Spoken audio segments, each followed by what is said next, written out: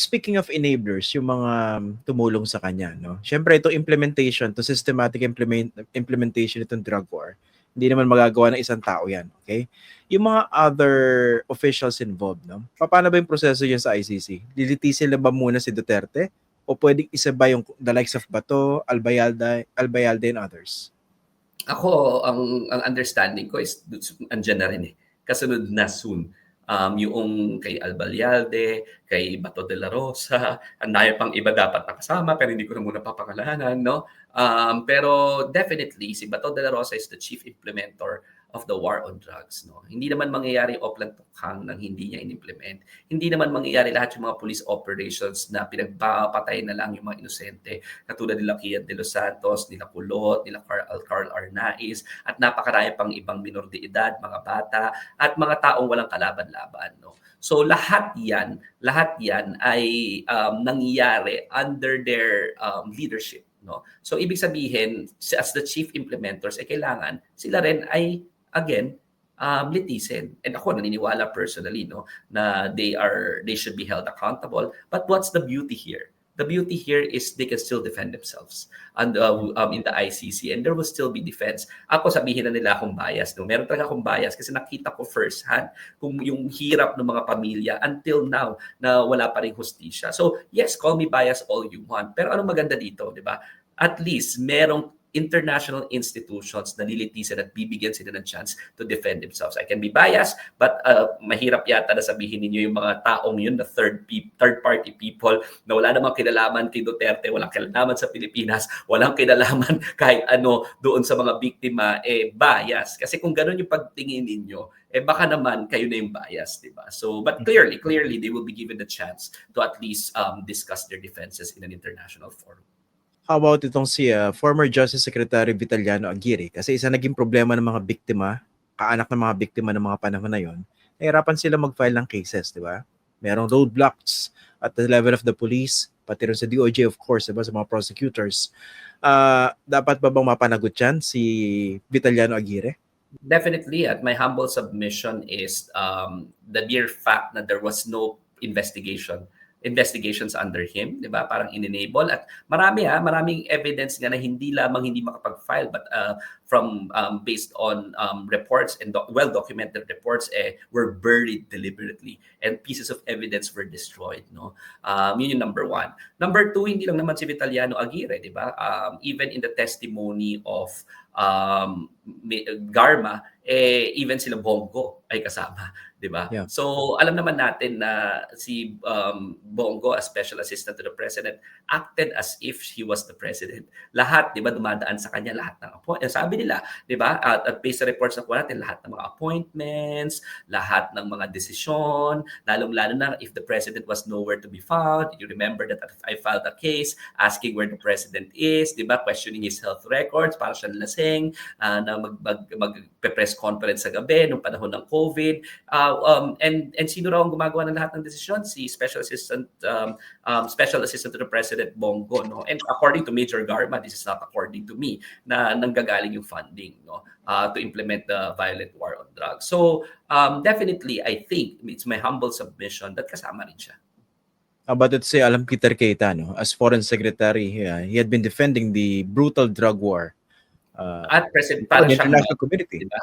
At para siyang mouthpiece. Pero ngayon, ang sinasabi niya na, kaisa raw siya ni Laila de Lima na against sa patayan. Pero lahat ng pronouncements niya enabled it. In fact, isa siya sa pinaka dumiin kay Laila de Lima doon sa hearings, di ba? Noong nilid na Laila de Lima. Isa siya sa pinaka nag-block noong extrajudicial killings hearings ni Laila de Lima. No? So, yung extent ng participation niya in terms of the implementation is something that we can see, but definitely hindi pwede maghugas kamay si Alan Peter Cayetano na all of a sudden parang bang human rights human rights defender siya. He was the primary defender of the violent war on drugs, no? At wala akong nakitang lungkot sa kanyang mga mukha noong nangyayari yung malawakang patayan. Wala akong nakitang move sa kanya para pigilan yung malawakang patayan. If anything, he was one of its main supporters. Okay. Yung option na interim release habang nililitis itong case, is that really a viable option for former President Duterte? Well, they will certainly file it. They will certainly file it. Pero kahit naman may interim release, hindi sila babalik sa Pilipinas. They will still be released in a in an area or possibly in a country still that's still under the coercive jurisdiction of the International Criminal Court. That's first. So yung mga nag-wish pa dyan na hopefully makabalik siya sa Pilipinas, and that is very unlikely until the case is finished. That's first. Secondly, kahit na itatry nila yan, babalansehin kasi yan ng International Criminal Court based on the following: yung gravity of the offense, at ang pinakamalalang gravity ng offense yata ito, isa sa pinakamalala, is kay President Rodrigo Duterte. Kasi nga, ang accusations is widespread killing of civilian population. No? So, yung gravity of the offense pa lang, parang feeling ko, bagsak siya doon. Pangalawa, yung ability to tamper with evidence. Dahil powerful pa rin sila sa Pilipinas, kaya nga walang na-file ng mga kaso dito, I think human rights groups will testify na he still has the ability to tamper with evidence once he's free. And number 3, of course, is kung pwede niyang takutin yung mga witnesses, which is the case, right? Kaya ang hirap makakuha ng mga witnesses, at kahit na magreklamo na kahit ng mga pamilya, ang sinasabi nila, ipagdarasal na lang nila, is because takot na takot sila kay Rodrigo Duterte dahil nga ang daming pinatay at parang killing is always an option. No? So because of these 3 things, I think it is highly unlikely for Rodrigo Duterte to be set free on interim release. While it is an option, and I'm sure they will try these 3 factors that are being considered always by the ICC, to me would make it almost difficult, if not impossible, for them to get the kind of relief that they want. How about his assets in the meantime? Meron bang pwedeng gawin doon yung ICC? Dapat fini-freeze na yung assets, no? At i-freeze yung mga assets na yan. So, merong mga measures yung ICC na pwede sila ang mag-order, lalo-lalo sa mga member states, no, ng mga seizures of assets, no.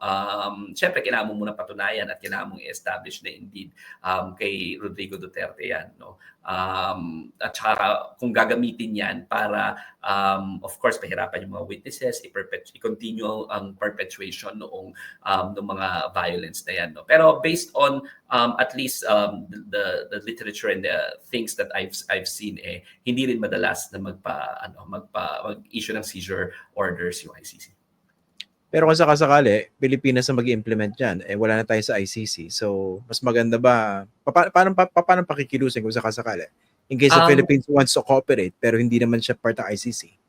Well, nothing stops the executive from actually cooperating with international organizations. As the chief architect of foreign policy, the president can cooperate. Consistent rin ito sa kasong sinight ko nga before, yung Marcos versus Manglapus. Sa kaso ng Marcos versus Manglapus, si President Aquino, if maalala mo, si President Corazon Aquino, babalik yung mga Marcoses sa Pilipinas galing Hawaii. Ito yung mga panahon na magulo pa sa Pilipinas, ilang kudita ang kanyang hinarap, at sinabi ni President Aquino, even if you have the right to travel, you cannot come back to the Philippines.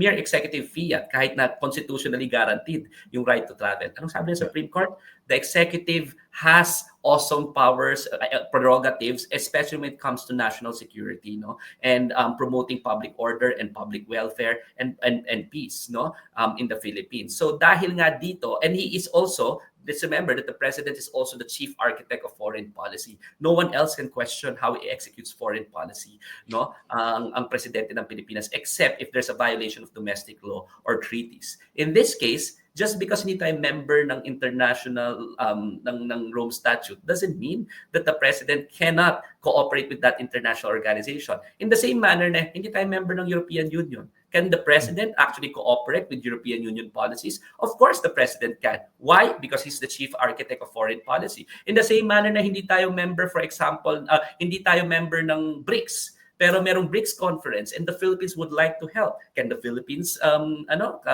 cooperate? Of course, right? So even if we're not a member, if the president thinks that it is within our interest to cooperate, and then also consistent with his residual powers as the president, as it may be related with public policy, public security, national security, and public order, then it is within the prerogative of the president. So, kung may seizure of assets, I think it would be wise for the government to cooperate. Kasi kung sinasabi natin despot yan at mamamatay tao yan at kailangan niya harapin yung kaso, or even if suspected pa lang, wala rin naman masamang i-freeze yung assets eh. Kasi kung ma-free siya doon at ma-declare as acquitted and innocent, edi balik mo yung assets.